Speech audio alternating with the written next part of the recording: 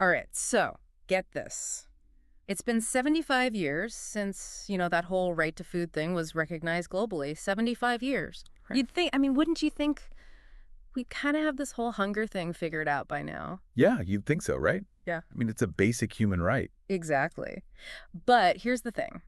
The 2024 Global Hunger Index report just came out, and, well, it's a bit of a reality check, to be honest.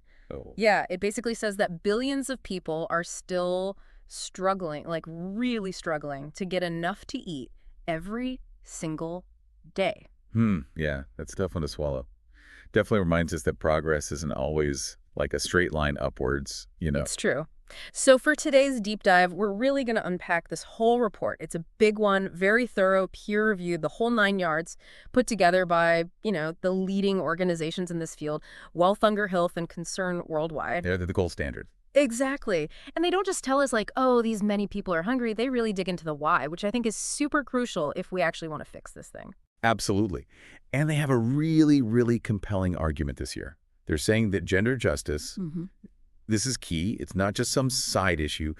It is essential to solving hunger, especially, and this is huge, especially as climate change gets worse. Yeah, and that's something I definitely want to dig into a bit later because it seems like everywhere you look these days, those two issues are just so intertwined. But first things first, let's get a handle on this whole global hunger situation. Yeah. Like, what's the current state of play? Paint the picture for us. Okay, well, the report doesn't sugarcoat it. I'll give them that. Yeah. Globally, progress on hunger Wow. stalled, basically since like 2016, 2017. We're at a standstill. Ugh, that's so frustrating. Like, we're making progress and then bam, it's like we hit a wall. Exactly, exactly. Now, the overall global score is 18.3, which on the surface falls into the moderate category. Moderate? I don't know. That almost sounds okay. Right, but it's an average, right? You got to remember that. Yeah. And it masks huge, huge differences between different regions. Plus, the Global Hunger Index, GHI for short. Right. Well, the GHI is more than just, counting calories. It's bigger than that. Which is important, obviously, but like you said, it's not the whole picture, is it? No, no, not at all. The GHI, it factors in things like child health. Are kids getting the nutrients they need to, like, actually grow? Are they wasting away? What's the mortality rate look like? It gives a much more, how do I say this, a more holistic view, of how hunger impacts lives day in, day out. Right, right. It's not just a number on a spreadsheet, it's about real people. Yeah. So given that bigger picture, which countries are like waving the biggest red flags? Okay, so right now, 42 countries are classified as having serious or alarming levels of hunger. 42. 42. And of those, 6 are in the most dire situation possible, like really dire, considered alarming. And those are Burundi, Chad, Madagascar, Somalia, South Sudan, and Yemen. And I think it's important to remember that those aren't just names on a list, Those are real places with real people facing, let's be honest, unimaginable hardship. And the report doesn't let us forget that. They drive that point home with some pretty, well, stark examples. For instance, in Somalia, over half the population, over half ALF, aren't getting enough calories every day. It's mind-boggling. And then there's South Sudan. Over 40,000 people are like right on the brink of famine. Yeah, it's a crisis within a crisis. Yeah, and it's scary to think about that some people are literally just one crisis away from famine. Yeah, it really highlights, like you said before, the urgency of all this. And the fact that so often it's not just about a lack of food, right? There's enough to go around, theoretically. It's that perfect storm of other crises that make it impossible for people to actually, like, get the food they need. Absolutely. And you see those root causes laid bare in the report, right? They connect the dots, which is so important. It's not just about how many people are hungry, but why. Yeah. Why are they hungry? Exactly. And this year, they really emphasize this idea of, well, like you said, a perfect storm brewing. Right. So we're talking about conflict, obviously, climate change, which is huge, economic instability. Everything just feels so shaky these days. And, oh yeah, let's not forget good old-fashioned inequality, which just seems to make everything else a million times worse. A million, at least. You hit the nail on the head. And what I appreciate is that they don't just, list these crises. They actually connect them to what's happening on the ground. You know what I mean? Like, take food prices. They've skyrocketed globally. Even if there's food available, regular people, they just can't afford it. It's like being tantalized. It's this vicious cycle, right? You're already struggling to put food on the table, prices go up, and it's like, how are you supposed to, I don't know, it just feels impossible. Exactly.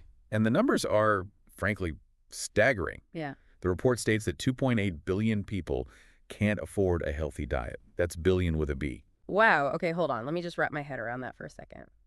2.8 billion. That's like, what, over a third of the planet? Can't afford I don't know, even something as simple as like a carton of milk every day. It really puts things into perspective, doesn't it? Yeah. And this is where climate change comes in, right? Because it's not just about the economics of food. Climate change, it's like this whole other layer of complexity on top of everything else. And it's a layer that doesn't affect everyone equally, let's be real. Exactly. Yeah. Right. It just deepens the inequalities that already exist and then creates a whole bunch of new challenges on top of that. And we're not talking about some like distant threat here. This is happening now. The report talks about that drought in southern Africa, the worst one on record, by the way.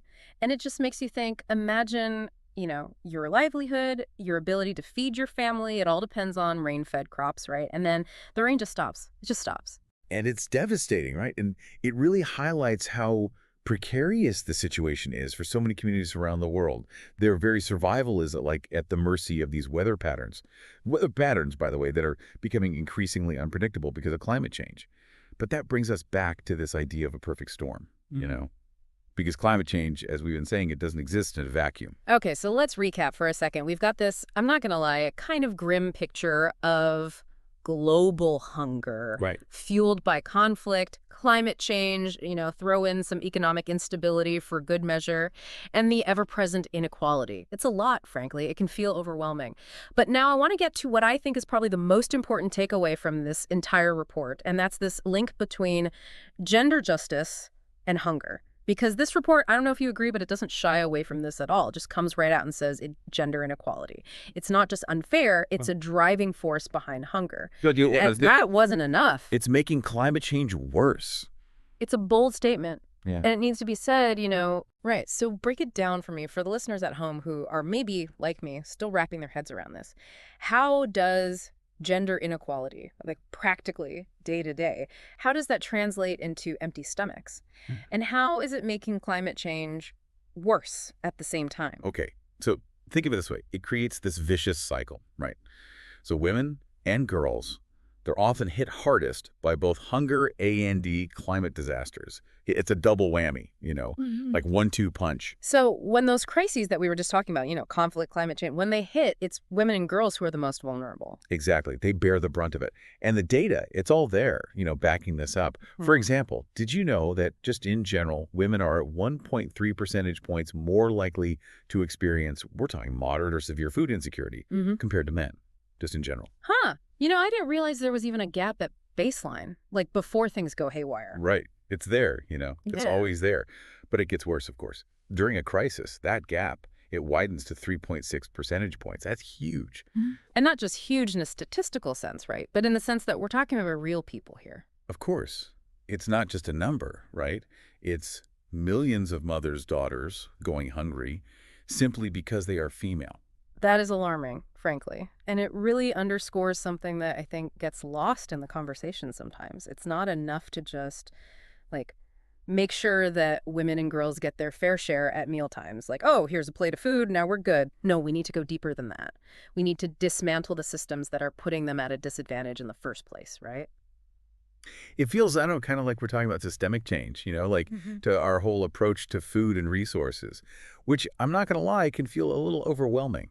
But the report does offer some hope, right? It's not all doom and gloom. There are places where things are actually improving. Yeah. Oh, absolutely. Yeah. It's not all bad news, thankfully. And you're right. The report highlights some really inspiring examples of, places where progress is being made. And a lot of it really comes down to empowering women. Okay, so give me the good stuff. What's working? I need some good news after all that. All right. So there are these 2 case studies in the report that I think are really, really interesting. And they kind of illustrate this point beautifully. And it's cool, because they take pretty different approaches, actually. Ooh, I love a good comparison. Hit me with it. Okay, so first up, there's this project in Madagascar. It's run by Wealth Hunger Health.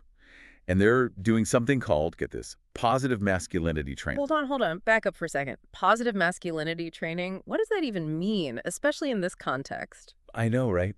It's fascinating. So they're working with men and boys, and they're basically challenging those, traditional gender norms, right? The ones we've all kind of grown up with. And the goal is to promote, more equitable relationships. Okay, interesting. But how? Like, how do they actually do that? So the really cool thing is they're doing it alongside all this, very practical training. We're talking farmer field schools, teaching people about, climate resilient farming techniques. So it's not just about like changing attitudes, it's about giving people the actual tools and resources to make a difference. Yes, exactly. It's like this two-pronged approach, right? You change the mindset, and at the same time, you change the material conditions on the ground. And it seems to be working, which is the amazing thing. The report, it highlights some really positive outcomes, in terms of women having more of a say in, household decisions, greater access to resources. Which then, of course, leads to greater food security for everyone. It's like Mhm. this domino effect, right? Exactly. And that's the beauty of it. So that's the first one. Okay, okay, that's amazing. I'm already like feeling a little bit better. What about the second case study? This one is from Malawi, and it's this program called Umadzi, which, fun fact, means united in Chichewa. Ooh, I love that. Umadzi, united. It really kind of gets at the heart of it all, right? This idea that we're like all in this together. Exactly, exactly. And what's really unique about Umadzi, I think, is that they work directly with couples. They bring them together, Yeah. and they engage them in these really in-depth dialogues about, well, everything, really. Yeah. Gender norms, obviously, Hmm. but also, household decision making, even something as simple as sharing chores. So it's not just telling women to like step up and fix things. It's about everyone involved kind of rethinking those like really deeply ingrained roles and expectations. You got it. And the really, really cool thing is that it's creating this ripple effect, Yeah. The report talks about how participants are actually taking what they've learned and they're sharing it with their kids. It's like this intergenerational shift in thinking is happening. That is so cool. It really gives me hope, I'm not going to lie, because it shows that change is possible. But like we've been talking about, it takes this like multifaceted approach. You need the practical solutions, but you also need to address the like really deeply rooted stuff, the social norms, the expectations, all of it. Couldn't have said it better myself. So here we are. We've done this deep dive into the Global Hunger Index. We've explored the challenges, that perfect storm of everything kind of hitting at once. And yes, we talked about gender inequality, which is a huge part of that storm. But we've also seen that there's hope, right? There are places where progress is being made. But, and this is, I think, the million-dollar question here. What can we, like regular people, what can DBE actually do about this? Because honestly, sometimes it just feels so overwhelming. Like how can I, sitting here at my kitchen table, actually make a difference on something as huge as global hunger? It's true. It can feel really, really daunting. I get it. But I think the report offers a really, really important message. And it's that our choices, even our individual choices, they do matter. Okay, so how? Like, give me an example. What can I actually do? Okay, so the report talks a lot about, holding our leaders accountable for actually upholding the right to food. Right. That might sound kind of huge and abstract, but think about it. We can contact our representatives. We can speak out against policies that we know are perpetuating these inequalities. We can support organizations like the ones we've been talking about that are doing this work on the ground. Right, like we can donate to Wealth Hunger Health and Concern Worldwide. Those guys are like literally on the front lines of all this, making a real difference. Exactly, exactly. And you know what?